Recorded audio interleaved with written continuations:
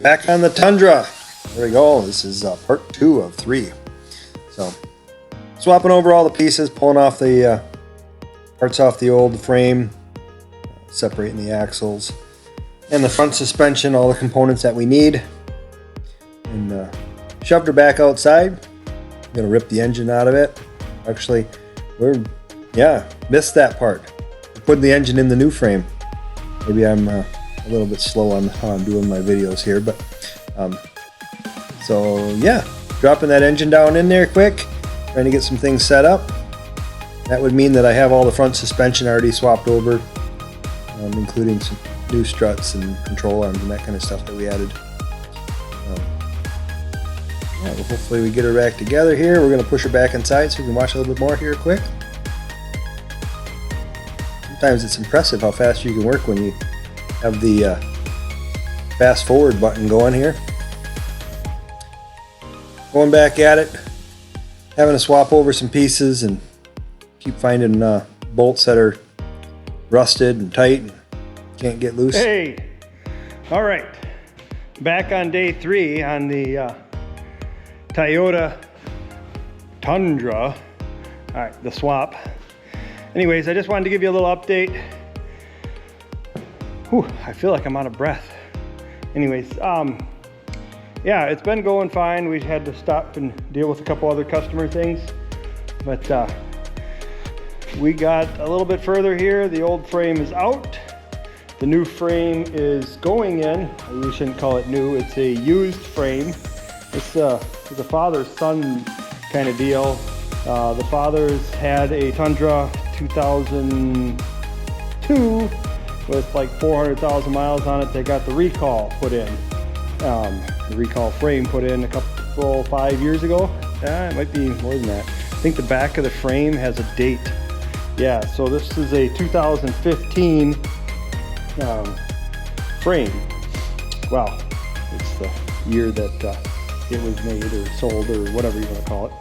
But anyways, so yeah, we're putting this recall frame underneath this black truck, which is the son's truck, which is 4-wheel drive. Oh, this one here that we're using for the frame is off of a 2-wheel drive.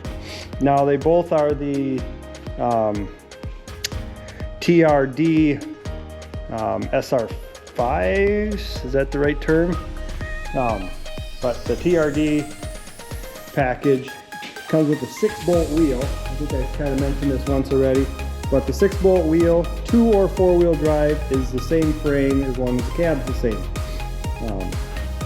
So that allows for the transfer case, which is now mounted down in there and has the hole for the axle shaft, which have not yet gone in, but get you down in here a little further, maybe a little light.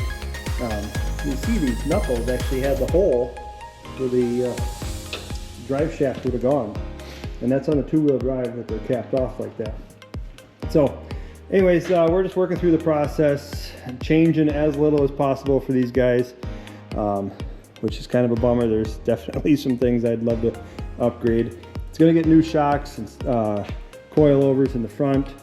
I am going to put new control arms on, upper and lower, and then new ball joints, tie rods, sway bar links, those little things. But they don't want any new brake lines unless we absolutely have to. I did put a new fuel filter in, and it's going to get a new fuel tank. This one is starting to rust and fall apart, and then the other truck had a bad fuel tank already. So yeah, so we're coming along, we're getting there. I had to change the cross member under the transmission over from the cross member that was on the 2-wheel drive. The 2-wheel drive doesn't have a transfer case, so it has a different style mount. That was a bear getting out of the old rotten frame to get in here. The bolts all broke off. We had to drive them out of the sleeves. So it was a bit of a challenge, but it's coming along. I am at 2 full days. Full day for me is probably 10-12 hours to get to this point. So that's body off, bed off, engine out, engine back in, and we are just about ready to roll it back underneath the cab. I'm going to have to put the cab back on before I do the front suspension. We're waiting for some parts there yet, but we'll get to that. And same with the gas tank, that's probably here tomorrow. But I'd like to get the cab down, and I can go after all the wiring harnesses and radiator and AC and all that, and get that stuff buttoned back up as quick as I can. And hopefully tomorrow, which would be Saturday here. No, tomorrow's Friday. Oh, yeah, that's good. Tomorrow is Friday. We'll hopefully be able to drive the thing out of the shop. That would be awesome. I've got my son's Jeep. It's going to get re-geared on Saturday and Sunday, so, and some lockers going to get put in. So, anyways, it doesn't leave much time to get the shop cleaned up, but we need to do that too. But anyways, well, I just wanted to give you a quick update before you went back to zip mode. I'll put you back on time lapse, and kind of run through some of this stuff a little bit for you as we go. All right, see you in a bit. As I was narrating before, we're still fighting with some bolts here, and boy, it got quite frustrating. Some of that stuff is just rusted and will not come out. A lot of heat and drilling and breaking of drill bits. All right, I'm sure you saw some flame there.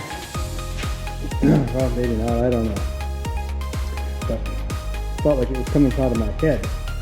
A little frustration here. So I thought I was going to try to be helpful. This guy, like I said earlier, doesn't really want to spend any money. So trying to use what we have. Well, we have this nasty looking exhaust.